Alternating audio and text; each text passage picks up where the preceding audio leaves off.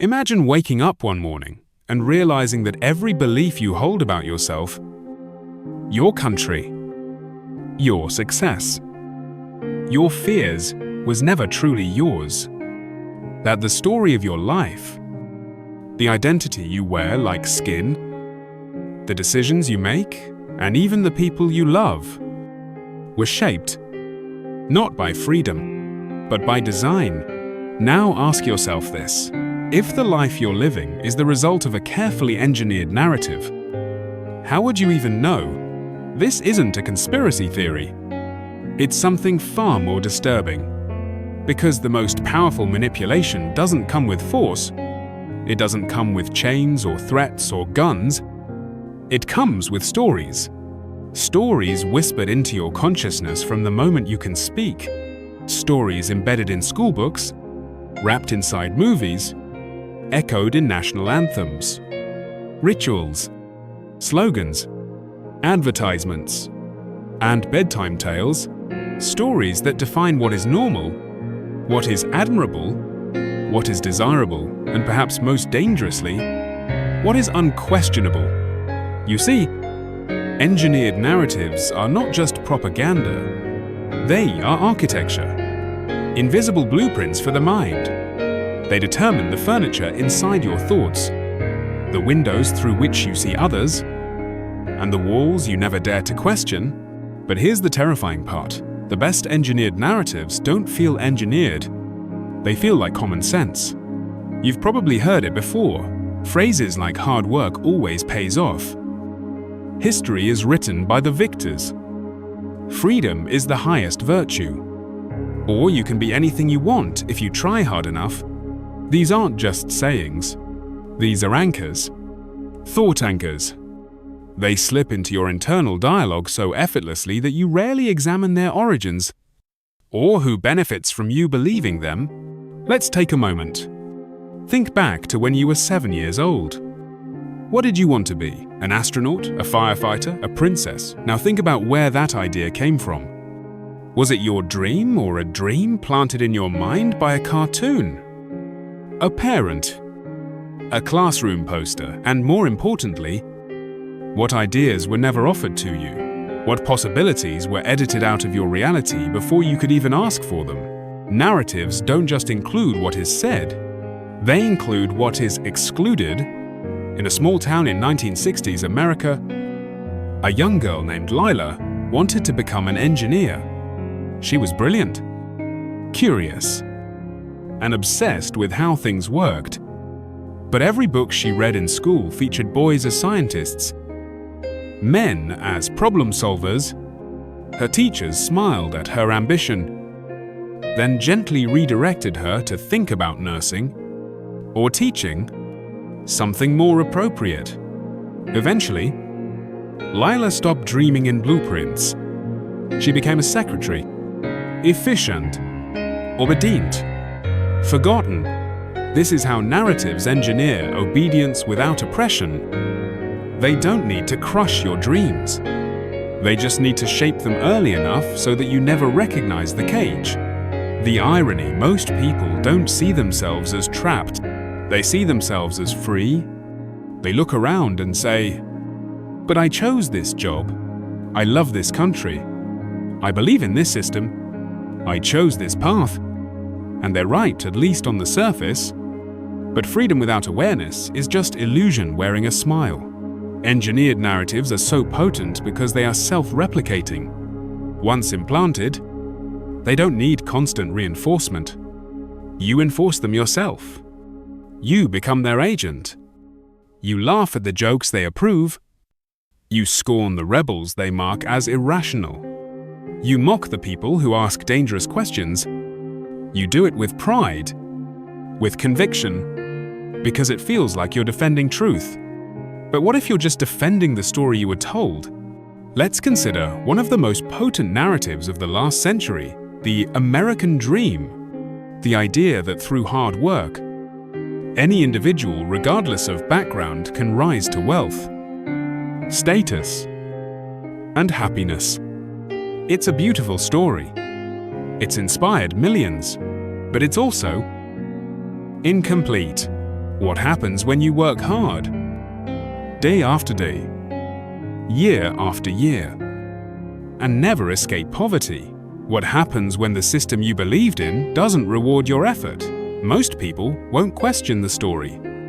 Instead, they question themselves. They say, maybe I didn't try hard enough. That's the brilliance and the cruelty of engineered narratives. They turn systemic failures into personal shame, and that shame keeps the story alive. Engineered narratives are not always malicious. Some begin with noble intentions. Societies need stories to function. They need shared meaning to survive. But when these stories are hijacked by corporations, governments, ideologies, they become tools of control. Not through violence, but through belief, through the slow, subtle rewiring of collective perception. Now, let me ask you something else. When was the last time you changed your mind not about something trivial, but about something foundational? About your politics, your religion, your values? Most people will struggle to answer, not because they're close-minded, but because they've been narratively stabilized, trained to see belief as identity, and once belief becomes identity, questioning the narrative feels like questioning the self. It's not easy to break free from something that lives inside your very sense of who you are. So where do we begin? The answer, perhaps paradoxically, starts with doubt. Not cynical disbelief, but sacred, intentional doubt.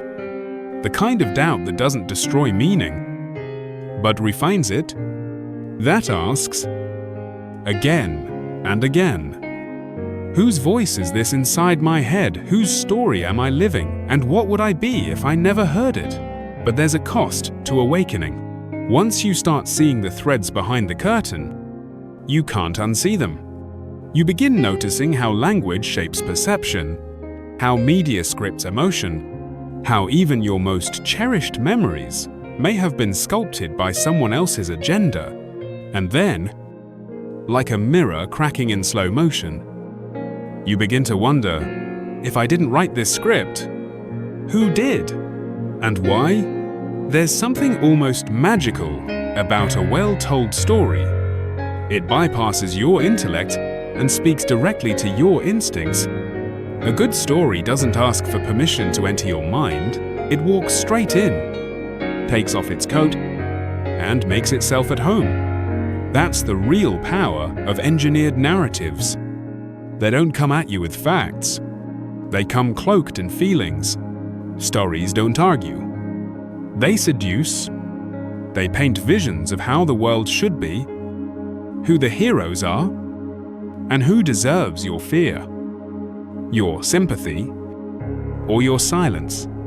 They use rhythm, repetition, music, imagery, and identity to create meaning where none existed. And once meaning is created, it becomes harder to challenge than any dictatorship, because people will fight harder to protect a story they believe than a truth they don't understand. Let's consider something as seemingly innocent as a national flag. It's just fabric, colored and stitched in a particular way, but wrapped around a narrative. It becomes sacred. It becomes a symbol of identity, honor, sacrifice. So when someone burns a flag, they're not just destroying cloth. They're threatening a story. And people will rage against that threat not because of the object, but because of what it represents in the theater of their mind. This is why engineered narratives are so resilient. They are not ideas. They are experiences. They're emotional events that anchor themselves in your memory, and once an idea becomes embodied, it's no longer just something you believe. It's something you are. But how does a narrative become engineered in the first place? It begins with a need to unify, to mobilize, to sell, to win, to control. And then comes the architecture. Select the frame, choose the language, define the heroes and villains, inject urgency, and most of all, make it personal. Make it feel like your story too. When Edward Bernays, nephew of Sigmund Freud, pioneered public relations in the early 20th century, he didn't sell products, he sold identities. He made women's cigarettes a symbol of rebellion. He turned bacon and eggs into the American breakfast. He made wars sound noble and consumption feel patriotic. Bernays understood something terrifying, that people don't make decisions based on logic. They choose stories that make them feel something. Then they rationalize after the fact. And that brings us to one of the most haunting aspects of this, the illusion of autonomy. We live in an age obsessed with personal choice, from coffee blends to political parties, from Spotify playlists to gender identities. Everything seems customizable, tailored, empowering. But look closer. What if the very menu you're choosing from was engineered before you arrived? What if your freedom is just a curated simulation? You choose what to wear, but from options handed to you by designers responding to seasonal trends and global market strategy. You choose what to believe, but from a buffet of ideas pre-approved by algorithms that already know your fears. You think you're resisting the mainstream, but the counterculture you subscribe to is already sponsored, packaged, and marketed to your demographic. It's not that choice doesn't exist. It's that we rarely ask who built the framework of our choices. And that's precisely the trap. Engineered narratives give you the illusion of rebellion within a boundary. You can challenge the system, as long as you do it from within a pre-approved paradigm. You can vote out one party and vote in another, but never question the game itself.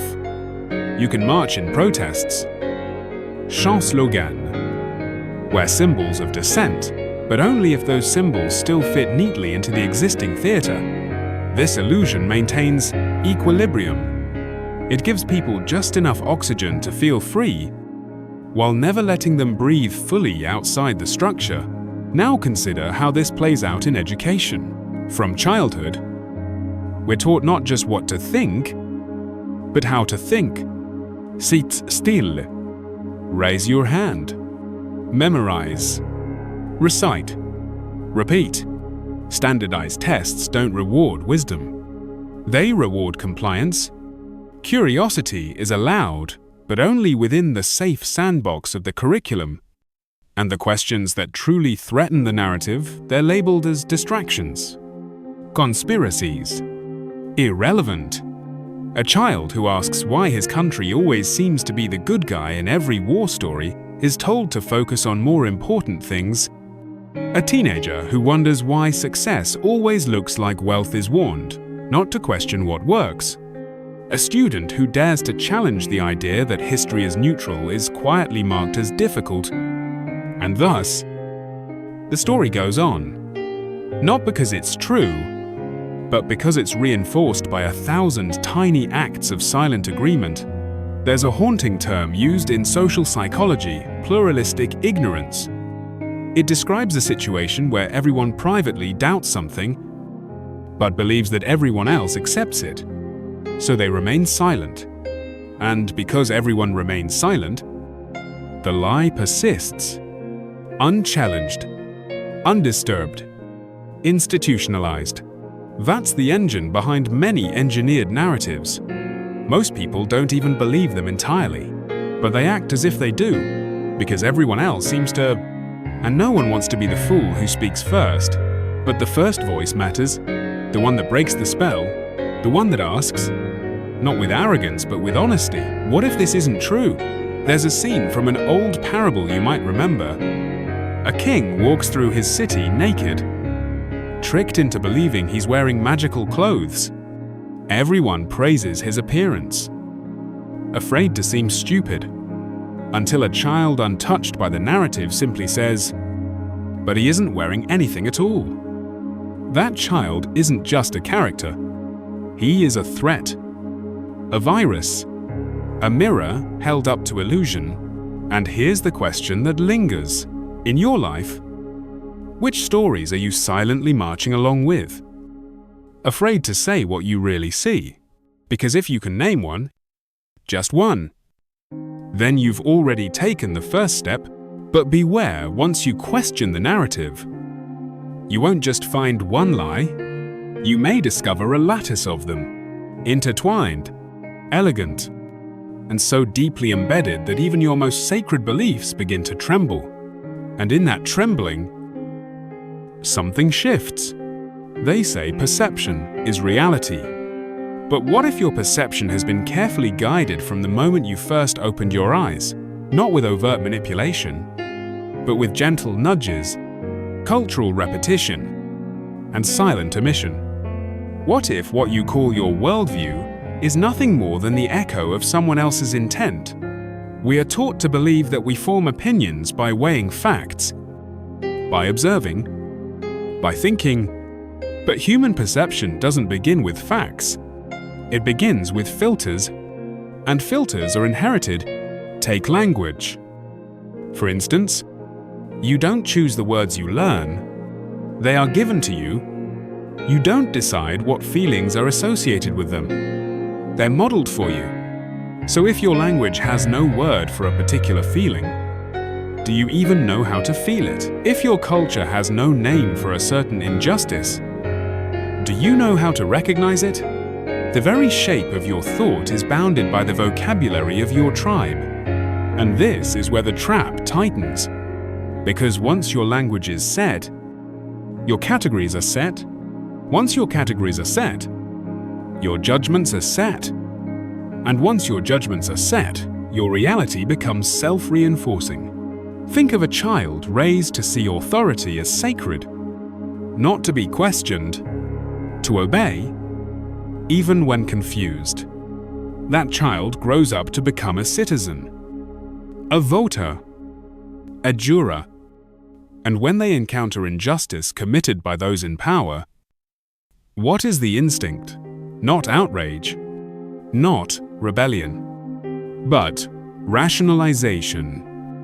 They must have had a reason. They know more than we do. It's for the greater good. That's not logic. That's narrative programming. Engineered narratives don't need to be lies to be dangerous. Sometimes, they're true in parts but incomplete, or presented in a way that distorts proportion. A war, for example, may be justified by one act of aggression, while erasing years of silent provocation. A leader may be praised for strength, while burying their corruption under layers of patriotic myth. A population may be vilified through selective imagery, repeated just enough to become truth by familiarity. The repetition is key. Psychologists call it the illusory truth effect. The more you hear something, the more likely you are to believe it's true. Regardless of evidence, it doesn't matter how intelligent you are, the brain equates familiarity with truth. So when a message is repeated across headlines, entertainment, political speeches, even casual conversation, it becomes part of your mental wallpaper. You stop noticing it. You start living inside it. Now imagine an entire society tuned to the same frequencies, the same channels, the same tone, a culture where dissent isn't punished, just drowned out, where the volume of the dominant story makes all others sound like static. That's not a dictatorship. That's narrative monopolization. And this brings us to the mirror we least want to face. Because sometimes the narratives we most need to question are the ones that comfort us, the ones that give us identity, the ones that make us feel like we're on the right side of history. But those are often the most engineered of all. Consider the idea of moral superiority. Every empire in history believed it was the most righteous. From Rome to Britain to modern superpowers, the belief is always the same. We bring order, we bring progress, we liberate, and those who resist, they're painted as uncivilized, dangerous, in need of saving. But the lens of history distorts slowly. It takes decades, even centauri. For people to realize they were not the saviors, they were the storytellers. And the ones who resisted, they were not obstacles.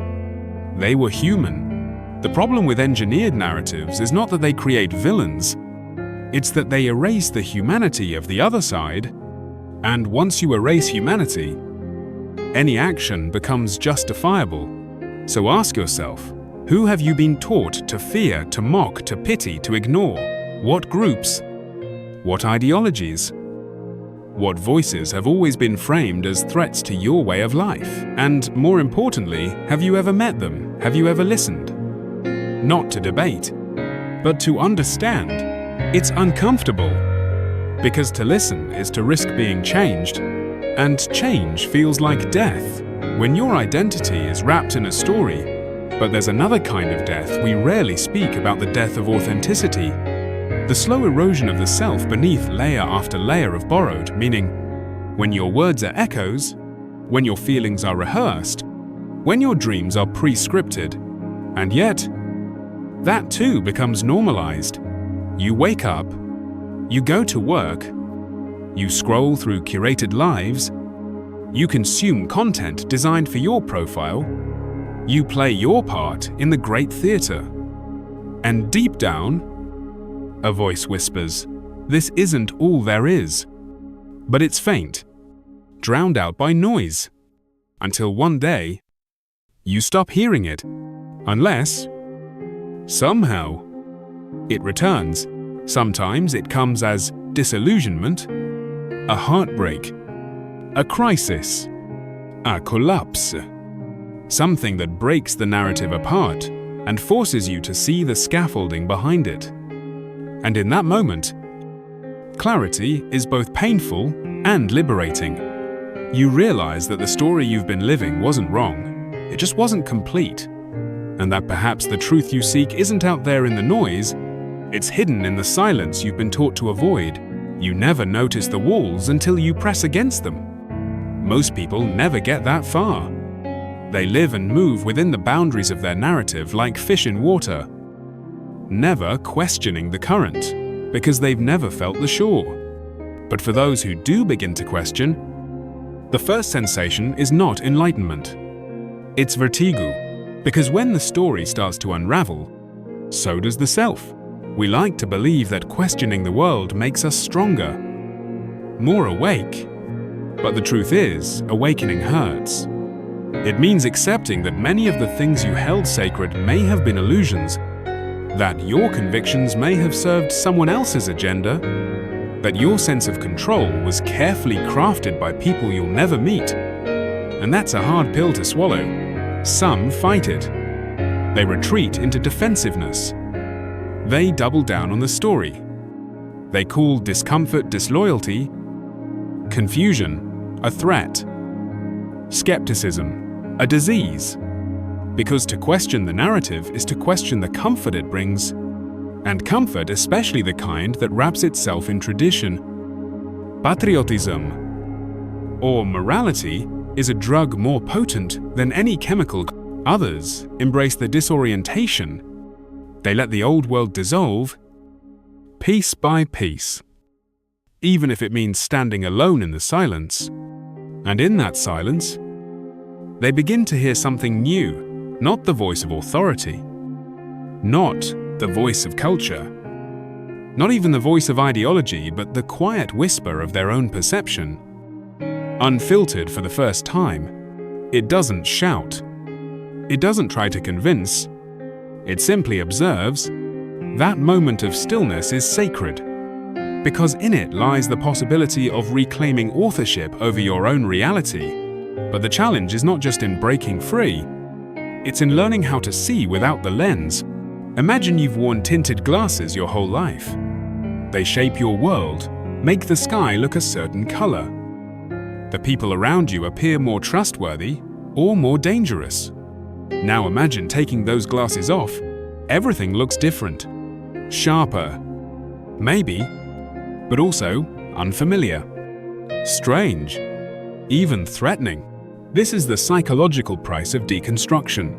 It's not just about rejecting the story, It's about facing the world without one, because engineered narratives offer more than meaning. They offer simplicity, clarity, roles, scripts. They tell you what to do, who to be, how to behave.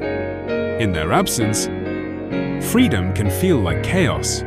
So some people go searching for new narratives. They trade one ideology for another, one religion for another, one tribe for another. They think they've escaped, but all they've done is move to a different page of the same book. True liberation begins when you stop searching for the next script and start creating your own. Not out of rebellion, not out of anger, but out of awareness. And awareness is not a destination. It's a practice. It means noticing how a headline makes you feel and asking why. It means catching the moment when a slogan feels too perfect, too rehearsed. It means recognizing when your agreement is automatic, when your outrage feels manufactured, when your desires are suspiciously well aligned with someone else's profit margin. It means watching your mind without judgment, but with precision, because your mind is a fertile field. And every day, seeds are being planted through words, images, repetition. The question is, whose seeds are you watering? There's a story about a man who walked into a bookstore searching for truth. He passed shelves of politics, religion, science, philosophy. Every book claimed to hold the answer. But in the back, behind a dusty curtain, he found a blank journal. Just a cover. No title. No author. No pages. He held it in his hands, confused. And then he understood. Sometimes the truest stories are the ones you haven't written yet. This isn't about rejecting all narratives. Human needs story. We are wired for it. But when the stories come pre-packaged, pre-approved, algorithm-tested, mass-distributed, they begin to colonize the imagination. And a colonized imagination is the most efficient form of control, because you don't need to imprison the body if the mind already believes it's free. That's why breaking free isn't about rebellion. It's about responsibility. The responsibility to examine, to pause, to doubt gently but consistently, to hold your beliefs not as weapons, but as working hypotheses, to ask, who benefits from this version of truth? What voices are missing? What emotions are being triggered in me? And who profits from those emotions? These are not easy questions, but they are honest ones. And sometimes, one honest question is enough to fracture 1,000 illusions. But what happens after the fracture? What fills the void when the old stories are gone? That's where many get lost. In the vacuum, in the silence, in the ambiguity, and that's where the real danger lies. Because in the absence of meaning, you become vulnerable to the next well-told lie. The void is not empty. It's hungry. When the stories we once lived by begin to crumble, they leave behind a silence that can feel unbearable. And in that silence, something primitive stirs, a need, not for truth, necessarily, but for coherence, for something to hold on to, a framework, a purpose, a pattern, and so the mind reaches desperate, exposed toward whatever fills that vacuum first. That's how people fall into new narratives that are just as engineered as the ones they left behind. They call it awakening, but it's often just migration, from one identity to another, from establishment to counterculture, from faith to skepticism, from mainstream to fringe. The costume changes, but the stage remains. Because the need for narrative doesn't vanish when the old one dies, it simply mutates. We begin to mistake reaction for freedom. We rebel. But our rebellion is still a performance shaped by the very system we believe we're escaping. We shout louder, post more aggressively, point fingers at new villains.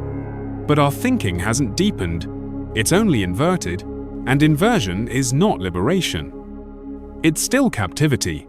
You can see this everywhere.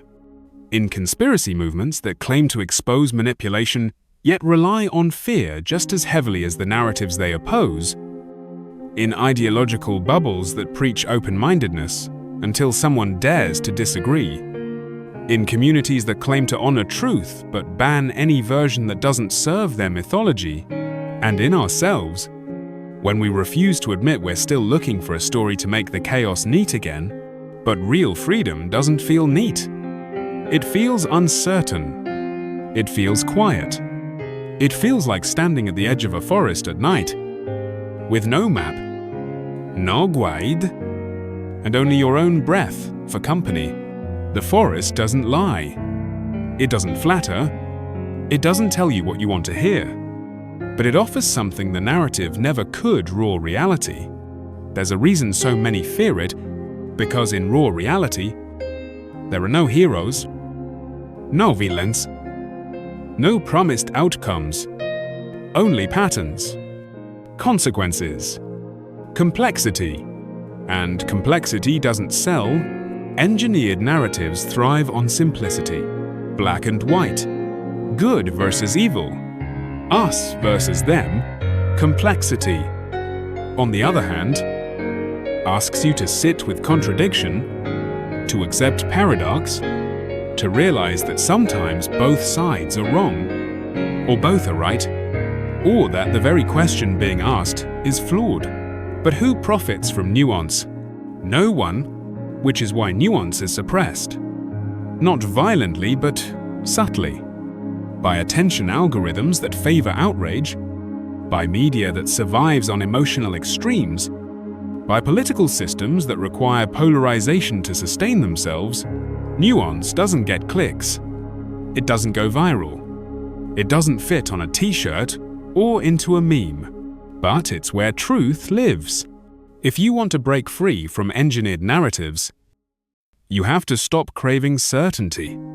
You have to become suspicious of stories that feel too perfect, too symmetrical, the ones that wrap history into a lesson, the ones that explain every conflict with a villain, the ones that make you feel morally superior just for listening, because those stories aren't just told, they're sold. And every time you accept one without question, you are buying someone else's version of reality. But there's a deeper layer still, because narratives don't just shape how we see the world, they shape how we see each other. They create distance. If you've been told someone is dangerous, irrational, backwards, you won't see a person, you'll see a symbol, a threat, an enemy. And once someone becomes a symbol in your mind, empathy, dis, that's how people begin to justify cruelty. Not because they're evil, but because they believe the story demands it.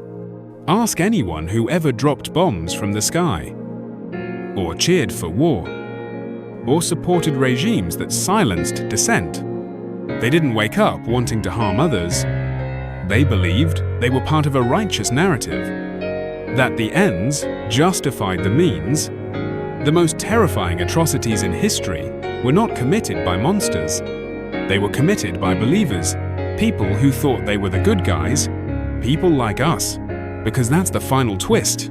The more invested we are in our own innocence, the more dangerous we become. So where does that leave us? Not with despair, but with responsibility.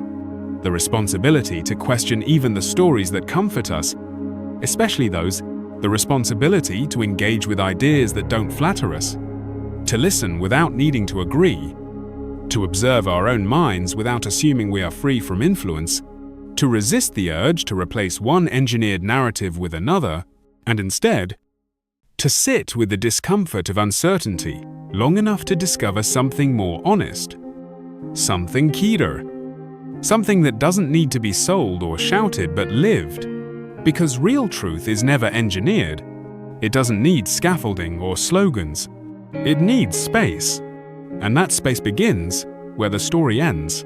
Somewhere along the path, you realize the most dangerous narratives aren't the ones told to you by institutions. They're the ones you whisper to yourself when no one else is around. The private scripts, the hidden mantras, the inherited self-talk wrapped in the voice of your inner monologue. And here's the uncomfortable truth. Most of those internal narratives were never yours to begin with. You're not enough.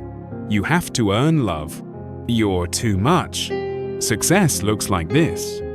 This is who people like you are. These stories don't arrive with banners and broadcasts.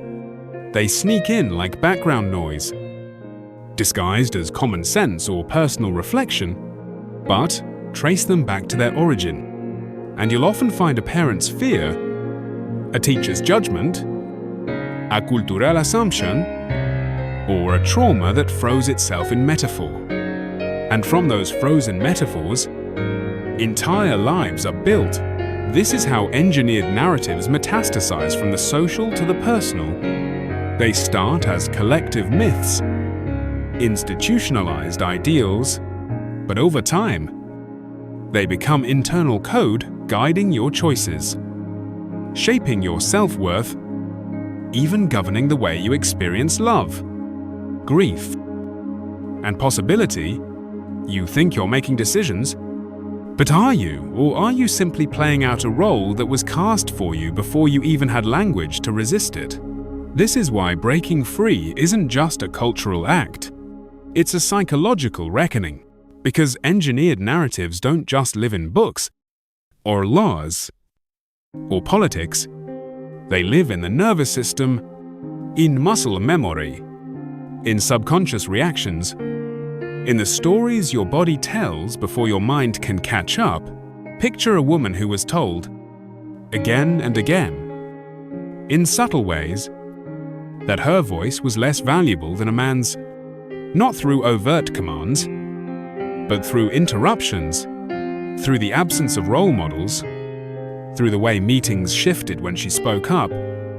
Years later, she finds herself hesitating in rooms she intellectually knows she belongs in. Her mouth tightens before she speaks. Her tone dims. She doesn't call it fear. She calls it professionalism, but it's narrative written deep into her posture, her breath, her hesitation, or a man raised to believe emotions were weakness, who was told to man up, get over it, push through. Now he cannot cry at his father's funeral, not because he doesn't feel, but because the narrative is still lodged in his spine like a command. He mistakes numbness for strength, and the story lives on. This is the tragedy of internalized fiction. It doesn't feel like fiction at all. It feels like identity. So how do we confront it? Not with slogans, not with more ideology, but with awareness, with presence, with the radical act of observing yourself without judgment, catching the moment when you shrink, when you defer, when you sabotage, and asking whose voice just spoke through me. Sometimes that question alone can puncture the spell, because once you see the narrative, it can no longer pretend to be truth. But here's the challenge: when you pull out a story, something else takes its place. Silence, emptiness, a blank page. And for many, that blank page is terrifying, because they've been told their worth comes from their script, their resume, their performance, their productivity. Erase the script. And what's left? A person, not a persona. But we live in a world addicted to personas, the curated identity, the branded self, the endless display of polished masks on social media, in careers, even in friendships. We're rewarded for being legible, marketable, definable, and punished socially, economically for being messy, uncertain, in between. So we conform, not out of malice, but out of exhaustion, until one day we forget what we looked like before the costume And yet, something within us resists. You felt it. That strange ache when you laugh at a joke you didn't find funny. That moment of hollowness after performing a version of yourself for approval. That flicker of rebellion when someone tries to define you in a sentence and you want to scream. No, I'm more than that. That flicker is sacred. Protect it, because in a world that teaches you how to perform, the greatest act of resistance is authenticity. Not the trendy kind, not the loud, theatrical brand of being real that gets monetized into content, but the quiet, unpolished kind. The version of you that doesn't know all the answers, that admits uncertainty, that listens before responding, that doesn't bend every truth into a tweet-sized declaration. That version of you doesn't fit cleanly into anyone's narrative, and that is your freedom. To live without being a symbol, to think without echoing, to feel without filtering, to love without scripting. But be warned, the world will try to narrate you anyway. It will assign you a label, an agenda, a side. It will flatten your complexity into a headline, because complexity cannot be controlled, and the system has no place for people who refuse to be characters in someone else's play. So when they try to narrate you, resist the temptation to defend or explain. Just keep being real. Keep showing up as a question, not an answer, because in a world addicted to certainty, the honest question is a revolution. And you, when you begin to live beyond the story, become dangerous. Not because you attack the narrative, but because you no longer need it. The moment you no longer need the narrative, something shifts subtly at first, like the hush before a storm. It doesn't feel like power. It feels like aloneness, like standing in a room full of people still hypnotized, smiling, chanting, dancing to music you can no longer hear. And in that silence, a question echoes louder than ever. Now what? When you detach from the pre-written script, social, political, familial, even personal, there's no applause. No parade. Just the ache of reconstruction, because deconstruction is only the first step. Liberation isn't the absence of control. It's the presence of authorship. And authorship is work. This is where most people falter. They break free from the old, but get lost in the void. They wander without compass, clinging to fragments, trying to patch together meaning from scraps. Some return to the comfort of the old story, even knowing it's a lie because at least it's familiar. Others rush into new ideologies, hungry for coherence, mistaking clarity for truth. But a few, very few, stay in the wilderness long enough to start hearing their own voice again. And that voice is quiet. So quiet you can only hear it when all others have gone silent. It won't come with slogans or blueprints. It won't give you a master plan. It will ask you to pay attention to the way you move, to the things that make your heart beat faster for no reason, to the small yeses and nos your body whispers before your mind can override them. And slowly, you begin to write not with ink, but with action, with choice, with the courage to say no to what feels misaligned, even if it's popular, to say yes to what feels right. Even if it's hard to explain, you start noticing stories everywhere, not as truth, but as architecture. You see how the news speaks in symbols, how commercials sell shame disguised as empowerment, how politics offers identity in exchange for loyalty. You see how people cling to narratives like lifeboats, because without them, the sea is too vast. But you've already learned to swim. You begin to move through the world differently. Not above it, not against it, but through it, with a kind of grounded defiance, a quiet refusal to be absorbed. Not every fight deserves your attention. Not every trend deserves your voice. Not every outrage deserves your outrage. You start to notice when your emotions are being farmed, when your attention is being weaponized, when your soul is being taxed by a story you never asked to be part of, and you pull back not out of apathy, but out of discipline, out of reverence for your own attention, because now you understand your attention is your most valuable currency. Where it goes, your life goes. And if others control your attention, they control your becoming, so you become more selective. You listen deeply, but filter ruthlessly. You question even the stories you love. You challenge even your own narratives, not to destroy them, but to refine them. You don't need to be right anymore. You need to be real. And being real means changing. Often, uncomfortably, publicly. It means allowing your past self to be wrong without shame. It means allowing your future self to contradict who you are today.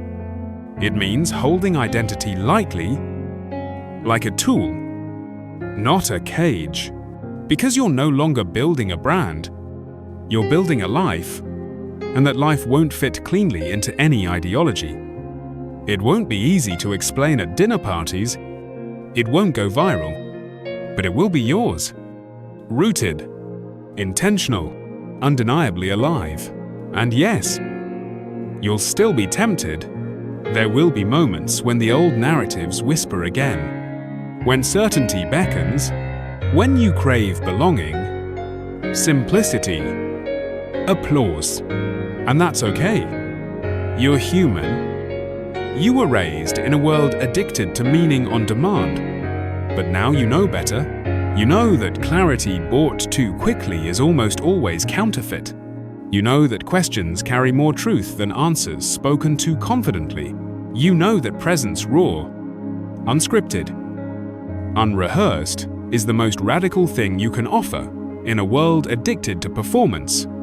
And that, perhaps, is the deepest rebellion of all. Not to burn the narrative, not to preach against it, not to replace it but to outgrow it.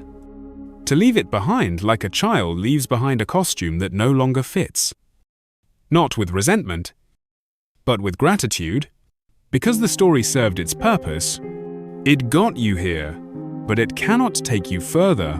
There's a moment subtle, unspectacular when you realize you haven't thought in slogans for days. When your inner monologue no longer quotes authority. When you read a headline and feel nothing. Not outrage, not panic, just space. Space to consider, to breathe, to choose. That moment is quiet, but it marks a threshold. You've stopped reacting and started witnessing. This is what it means to break free, not to be louder, not to be more radical, not to replace one illusion with another, but to stand in the open field of your own perception, without the scaffolding of someone else's story propping you up. And in that field, something surprising happens. You don't become less connected, you become more human, because beneath every engineered narrative is the same unspoken wound disconnection from self, from others, from reality. Stories are built to fill the space where intimacy should be. They offer us roles instead of relationships, script instead of presence, control instead of communion. But now that you've stepped beyond the script, you begin to see people, not categories, not types, not demographics, just people, messy, contradictory, grieving, becoming, just like you. You begin to listen not to win, but to understand, not to respond, but to hold. You stop needing to be right. You start needing to be real. And slowly, the walls between you and the world begin to dissolve, not because you found a better story, but because you no longer need one to feel whole. This is what the narrative never tells you. It never tells you that truth is not a destination. it's a direction. That freedom is not a single moment of awakening, but a daily practice of remembering that clarity is not found in certainty, but in the courage to remain open. That identity is not fixed, it's sculpted moment by moment, with every choice to show up unguarded. And the world will not reward you for this. It will keep selling stories. It will keep spinning myths. It will offer you 1,000 new labels to trade for your silence. But you've seen the machinery. You know the rhythm. You've watched the puppet strings twitch. And you are done dancing. So you walk differently now. Not above the world, but through it with eyes unclouded, feet grounded, heart unarmored. You know you can't escape story entirely. No one can. But you can choose which ones you participate in, which ones you amplify, which ones you pass down, and most importantly, which ones you refuse to carry any longer. You choose story like you choose food consciously, with care, aware of what it's made of and how it will live in your body. You notice when you're being baited. You notice when you're being sold. You notice when a story asks for your fear instead of your curiosity, your outrage instead of your compassion, and you choose, again and again, not to feed it. This is how you break free, not with a grand gesture, but with 1,000 small acts of conscious defiance, by refusing to laugh at a joke that punches down, by questioning the source of your certainty, by pausing before you share that headline, by allowing yourself to be complex in a world that profits from simplicity, by creating your own rituals, your own values, your own rhythms, not to be different, but to be true, and in doing so, you become dangerous. Because the world cannot sell you what you no longer need. It cannot distract you from what you already see. It cannot narrate you when you've reclaimed the pen. So you write not to be heard, but to be honest, not to lead, but to witness, not to win, but to walk alongside others who have also stepped beyond the script, who live not for applause, but for presence, and maybe that's all it takes. Not a revolution of slogans, but a quiet uprising of the unnarrated. People who choose perception over performance, participation over polarity, depth over noise. People who carry no banner but truth, no allegiance but compassion, no need but awareness. Because in the end, the stories fall away, the noise fades, and what's left is a stillness that cannot be engineered, a presence that cannot be sold, a freedom that cannot be explained, only lived. And finally, you live.